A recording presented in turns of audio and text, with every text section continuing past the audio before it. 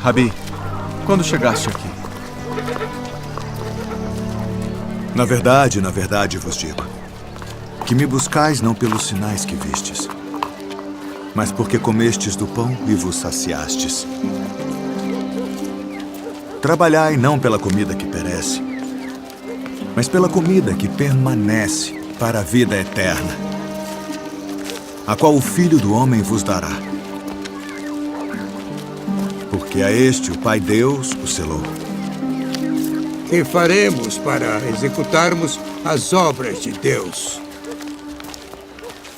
A obra de Deus é esta, que creiais naquele que ele enviou. Que sinal, pois, fazes tu para que o vejamos e creamos em ti? Que operas tu? Nossos pais comeram maná no deserto, como está escrito, deu-lhes a comer o pão do céu. Na verdade vos digo, Moisés não vos deu o pão do céu. Mas meu Pai vos dá o verdadeiro pão do céu. Porque o pão de Deus é aquele que desce do céu e dá vida ao mundo. Senhor, dá-nos sempre desse pão.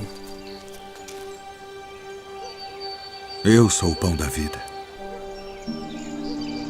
Aquele que vem a mim não terá fome, e quem crê em mim nunca terá sede. Mas já vos disse que também vós me vistes e contudo não credes. Todo o que o Pai me dá virá a mim, e o que vem a mim de maneira nenhuma o lançarei fora. Porque eu desci do céu, não para fazer a minha vontade, mas a vontade daquele que me enviou. E a vontade do Pai que me enviou é esta, que nenhum de todos aqueles que me deu se perca, mas que o ressuscite no último dia. Porquanto a vontade daquele que me enviou é esta, que todo aquele que vê o Filho e crê nele tenha a vida eterna. E eu o ressuscitarei no último dia.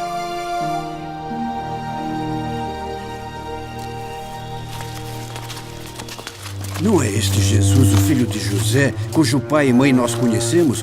Como, pois, diz ele, desci do céu? Não murmureis entre vós. Ninguém pode vir a mim, se o Pai que me enviou o não trouxer. E eu o ressuscitarei no último dia. Está escrito nos profetas, e serão todos ensinados por Deus. Portanto, todo aquele que do Pai ouviu e aprendeu, vem a mim. Não que alguém visse ao Pai, a não ser aquele que é de Deus. Este tem visto ao Pai. Na verdade vos digo, que aquele que crê em mim tem a vida eterna. Eu sou o pão da vida.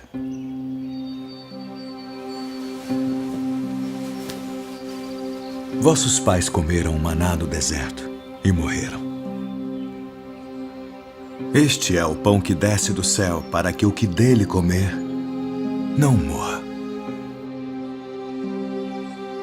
Eu sou o pão vivo que desceu do céu. Se alguém comer deste pão, viverá para sempre.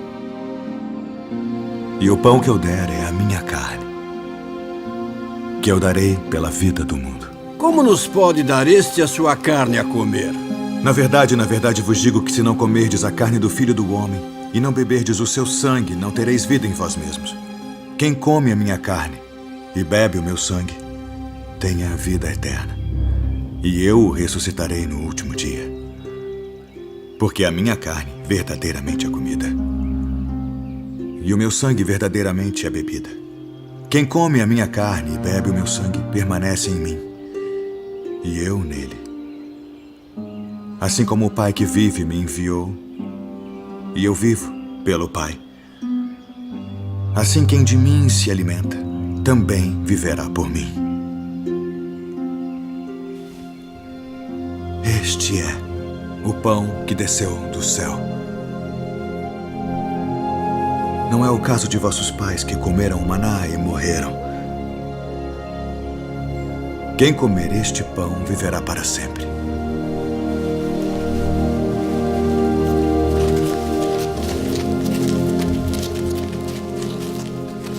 Duro é este discurso. Quem o pode ouvir? Isto escandaliza-vos? Que seria, pois, se visseis subir o Filho do Homem para onde primeiro estava? O Espírito é o que vivifica. A carne para nada aproveita. As palavras que eu vos disse são Espírito e vida. Mas há alguns de vós que não creem. Por isso eu vos disse que ninguém pode vir a mim se por meu Pai não lhe for concedido.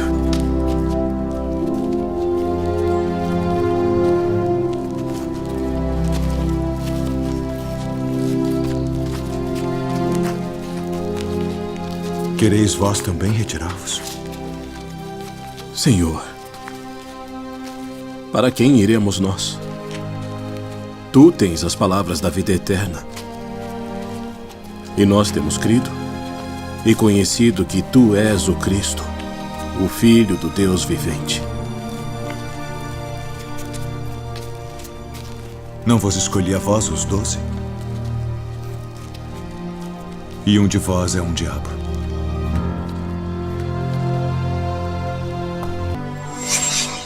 Rabi, quando chegaste aqui? Quando chegaste aqui, o povo que testemunhou as curas de Jesus e a alimentação ainda se encontrava no lugar original em que esses milagres haviam acontecido, a leste do lago. Ou, movido pela curiosidade, o povo queria encontrar-se com Jesus novamente. Pessoas de outros barcos vindos do Tiberíades, no litoral noroeste do lago, também tinham ouvido a respeito dos milagres e estavam procurando por Jesus. Se espantaram como Jesus chegou a Cafarnaum tão rapidamente. Logo o barco chegou ao seu destino. João 6:21. Essas palavras indicam que outro milagre, além de andar sobre a água, aconteceu, ou seja, de modo milagroso e instantâneo. Assim que Jesus subiu a bordo, o barco chegou ao seu destino pretendido. Na verdade vos digo, que me buscais não pelos sinais que vistes, mas porque comestes do pão e vos saciastes. Porque comestes. Essa frase enfatiza a declaração de Jesus de que as multidões que o seguiam eram motivadas por desejos superficiais de alimento e não por algum entendimento do verdadeiro significado espiritual da pessoa e da missão de Jesus. João 8:14-21, Marcos 6:52. Trabalhai não pela comida que perece. Trabalhai não pela comida que perece. Jesus repreendeu a multidão por causa das noções materialistas que tinham a respeito do reino messiânico. Embora um dia o reino do Messias será um reino literal e físico, o povo não percebia o seu caráter e as suas bênçãos espirituais maiores de vida eterna, dadas imediatamente àqueles que creem no testemunho de Deus e do seu Filho. Mas pela comida que permanece para a vida eterna. Mas pela comida que permanece. Cristo sinaliza que a multidão deveria trabalhar em distribuir o pão da vida, o qual Ele daria a eles, pois é o próprio Jesus Cristo. A qual o Filho do Homem vos dará. Porque a este o Pai Deus o selou.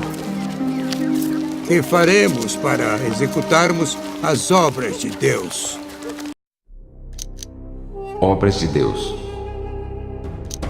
Eles pensavam que Jesus estava dizendo que Deus exigia deles algumas obras para que pudessem conquistar a vida eterna, as quais eles achavam que não conseguiriam realizar. A obra de Deus é esta, que creiais naquele que Ele enviou. A obra de Deus é esta, que creiais. A multidão compreendeu mal a proibição de Jesus em João 6:27, o que levou Jesus a lembrar-lhes que focar exclusivamente em bênçãos materiais é errado. A única obra que Deus deseja é a fé ou confiança em Jesus como o Messias e o Filho de Deus. A obra requerida por Deus e crer em seu Filho. João 5:24. Que sinal, pois, fazes tu para que o vejamos e creamos em ti? Que operas tu? Que sinais fazes?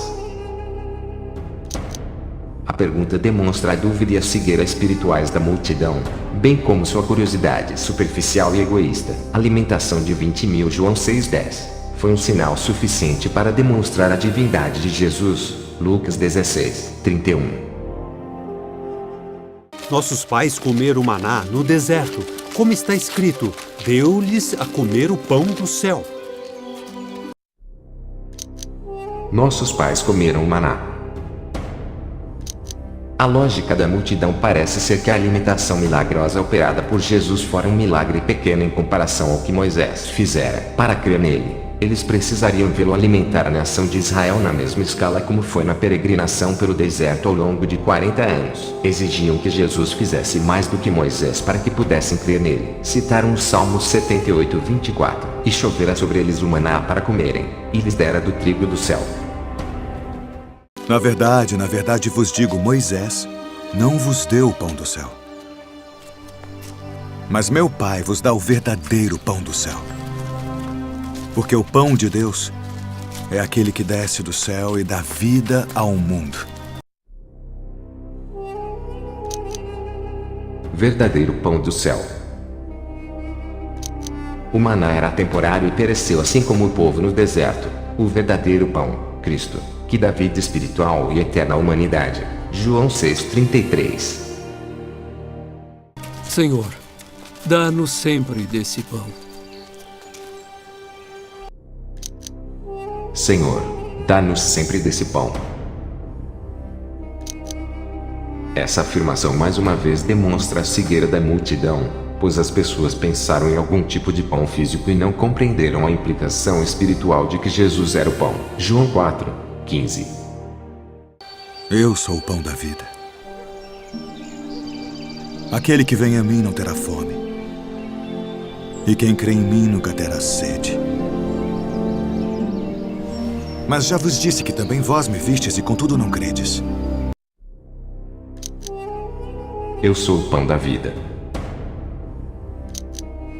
A dúvida mencionada em João 6:34 levou Jesus a declarar plenamente que ele estava se referindo a si mesmo. 23 vezes ao todo nós encontramos o significativo eu sou do Senhor no texto do Evangelho de João. Em muitas dessas, ele conjuga eu sou com 7 metáforas que expressam seu relacionamento salvador com o mundo. Eu sou o pão da vida, João 6:35-41, 48-51. Eu sou a luz do mundo, João 8:12. Eu sou a porta das ovelhas, João 10:7-9. Eu sou o bom pastor, João 10:11-14. Eu sou a ressurreição e a vida, João 11:25. Eu sou o caminho, a verdade e a vida, João 14:6. Eu sou a videira verdadeira, João 15:1-5. Todo o que o Pai me dá virá a mim, e o que vem a mim de maneira nenhuma o lançarei fora. Porque eu desci do céu, não para fazer a minha vontade, mas a vontade daquele que me enviou. E a vontade do Pai que me enviou é esta: que nenhum de todos aqueles que me deu se perca, mas que o ressuscite no último dia. Todo aquele que o Pai me dá, esse virá a mim. Esse versículo enfatiza a vontade soberana de Deus através do Espírito Santo na escolha daqueles que o procuram em busca de salvação. A absoluta soberania de Deus é o fundamento da confiança de Cristo no sucesso de sua missão. A segurança da salvação repousa na soberania de Deus, pois Deus é a garantia de que todo aquele escolhido por Ele, irá a Ele para ser salvo. A ideia de dar é que cada pessoa escolhida por Deus e levada por Deus, João 6:44, deve ser vista como uma dádiva do amor do Pai ao Filho. O Filho recebe cada dádiva de amor, João 6:37, mantém cada uma delas, João 6:39, e as ressuscitará para a glória eterna. Nenhum dos escolhidos será lançado fora. Romano 8:31-39. O próprio Salvador é a vontade do Pai, que o Filho cumprirá perfeitamente. Porquanto a vontade daquele que me enviou é esta: que todo aquele que vê o Filho e crê nele tenha a vida eterna. E eu o ressuscitarei no último dia.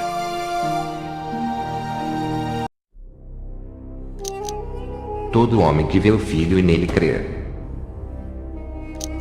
Esse versículo enfatiza a responsabilidade humana na salvação. Embora Deus seja soberano, ele age por meio da fé. Portanto, o homem deve crer em Jesus como o Messias e o Filho de Deus, pois somente ele oferece o único caminho para a salvação. Entretanto, mesmo a fé é um dom de Deus. Romanos 12:3, Efésios 2:8-9.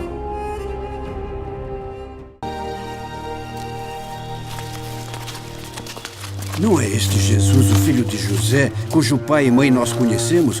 Como, pois, diz ele ter sido o céu? Não murmureis entre vós.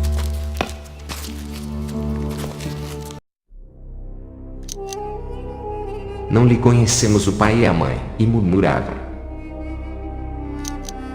No nível humano, eles conheciam Jesus como um companheiro galileu. Essas palavras lembram as palavras de Jesus em João 4:44. Um profeta não tem honras na sua própria terra. A hostilidade brotou da raiz da descrença. A morte de Jesus era iminente porque para onde quer que ele fosse, deparava com hostilidade. Nesse evangelho, o termo judeus muitas vezes é associado com hostilidade a Cristo, e usado ironicamente para indicar a incongruência da crescente hostilidade ao Messias deles.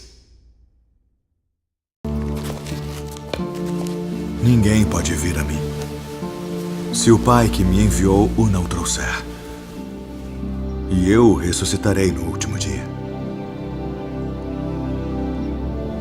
Está escrito nos profetas: e serão todos ensinados por Deus. Portanto, todo aquele que do Pai ouviu e aprendeu, vem a mim. Não que alguém visse ao Pai, a não ser aquele que é de Deus. Este tem visto ao Pai.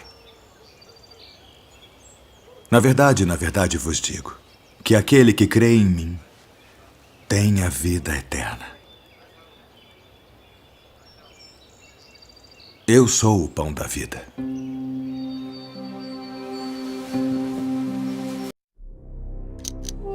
Não o trouxer indica que a atividade divina de trazer, a qual Cristo se referiu, e de alguma maneira o poder ir a Cristo é supostamente dispensado a toda a humanidade, capacitando assim cada pessoa a aceitar ou rejeitar o Evangelho, de acordo somente com a vontade dela. Jesus parafraseou Isaías 54:13, com o objetivo de sustentar o seu argumento de que se alguém vai a Deus em fé e arrependimento, é porque foi ensinado pelo Espírito Santo, e portanto, levado por Deus. O levar e o aprender são apenas dois aspectos da direção soberana de Deus na vida da pessoa através do Espírito Santo, que a partir do momento que recebe o pão da vida, habita na pessoa. Os que são ensinados por Deus e compreender a verdade são também levados por Deus, o Pai, a aceitar o Filho, aquele que tem visto ao Pai. Cristo era o único que tinha condição de ver ao Pai, e é assim até os dias de hoje. Vossos pais comeram maná no deserto e morreram. Este é o pão que desce do céu para que o que dele comer não morra. Eu sou o pão vivo que desceu do céu. Se alguém comer deste pão, viverá para sempre. E o pão que eu der é a minha carne, que eu darei pela vida do mundo. Jesus contrastou o pão terreno com o pão celeste. O maná dado no deserto, embora enviado do céu para ajudar no sustento das necessidades físicas dos israelitas, não podia dar vida eterna nem suprir suas necessidades espirituais. Como pode o pão da vida, que desceu do céu na pessoa de Cristo, o Messias? A prova desse contraste centra-se no irrefutável fato de que todos os pais que comeram maná no deserto morreram. Como nos pode dar este a sua carne a comer? Na verdade vos digo que se não comerdes a carne do Filho do Homem e não beberdes o seu sangue, não tereis vida em vós mesmos. Quem come a minha carne e bebe o meu sangue, tem a vida eterna, e eu o ressuscitarei no último dia. Porque a minha carne verdadeiramente é comida, e o meu sangue verdadeiramente é bebida. Quem come a minha carne e bebe o meu sangue permanece em mim, e eu nele. O pão que eu darei pela vida do mundo é a minha carne, comer e beber. Jesus se refere aqui profeticamente ao seu iminente sacrifício na cruz, segundo Coríntios 5:21. 1 Pedro 2,24. Jesus entregou voluntariamente a sua vida pela humanidade mais pecadora. Mais uma vez, a perplexidade dos judeus indica que não compreenderam a verdade espiritual que estava por trás da ilustração de Cristo. Incapazes de irem além da mera perspectiva física, os judeus ficaram perplexos e irados. Cristo traçou uma analogia com o significado espiritual, não literal. Assim como o comer e o beber são necessários para a vida física, assim também é necessária a fé na morte redentora de Cristo na cruz para a vida eterna. Do mesmo modo como ele disse ser o pão no sentido figurado, comer sua carne e beber seu sangue também é linguagem figurada. Lembre-se de que em outras ocasiões ele disse ser a porta e a videira. Foi só por ter morrido que nós podemos ter vida. Comer sua carne e beber seu sangue é você tomar para si todo o valor de sua morte para viver eternamente. Para os judeus, o Messias crucificado era impensável, aumentando a sua cegueira espiritual. Assim como o Pai que vive me enviou, e eu vivo pelo Pai, assim quem de mim se alimenta, também viverá por mim. Este é o pão que desceu do céu. Não é o caso de vossos pais que comeram maná e morreram. Quem comer este pão viverá para sempre.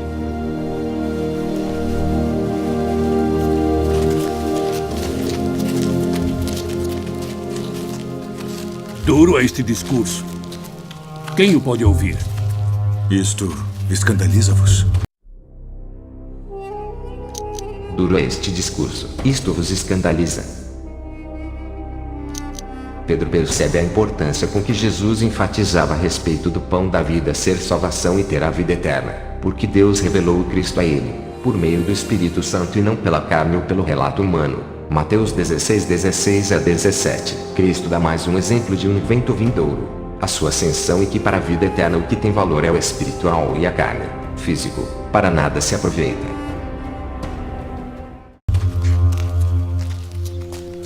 Que seria, pois, se visseis subir o Filho do Homem para onde primeiro estava? O Espírito é o que vivifica. A carne para nada aproveita. As palavras que eu vos disse são Espírito e vida. Mas há alguns de vós que não creem. Por isso eu vos disse que ninguém pode vir a mim, se por meu Pai não lhe for concedido.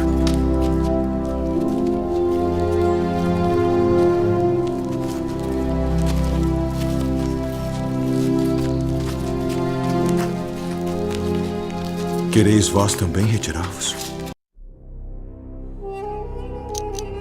Querei vós também retirar-vos. Cristo conhecia os corações dos seres humanos, inclusive dos discípulos que o seguiam. Sabia que muitos não criam nele como o Messias e o Filho de Deus, mas o seguiram pelo fenômeno físico e não haviam entendido o verdadeiro significado do ensino de Jesus. Mas Pedro estava sendo movido pelo Espírito Santo a buscar mais do pão da vida. Senhor, para quem iremos nós? Tu tens as palavras da vida eterna. E nós temos crido e conhecido que Tu és o Cristo, o Filho do Deus vivente. Não vos escolhi a vós os 12? E um de vós é um diabo. Um de vós é um diabo. Faz referência a um discípulo que iria traí-lo, no caso Judas.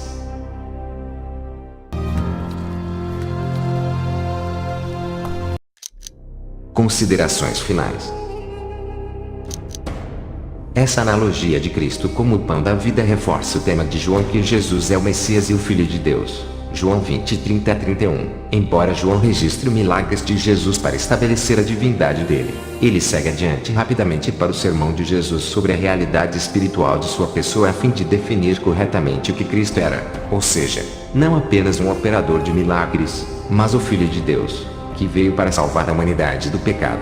João 3:16. Esse sermão aconteceu na sinagoga de Cafarnaum. João 6:59. No futuro Paulo, que foi o último apóstolo escolhido por Cristo, faz o ajuste fino quanto às boas novas, abrangendo tanto o povo de Israel, como o povo gentil, tudo relatado em suas cartas. Mas uma que chama mais a atenção e de fácil entendimento, e esse trecho na carta aos Romanos 3:20-23. Por isso nenhuma carne será justificada diante dele pelas obras da lei, porque pela lei vem o conhecimento do pecado. Mas agora se manifestou sem a lei a justiça de Deus, tendo o testemunho da lei e dos profetas, isto é, a justiça de Deus pela fé em Jesus Cristo para todos e sobre todos os que creem, porque não há diferença, porque todos pecaram e destituídos estão da glória de Deus.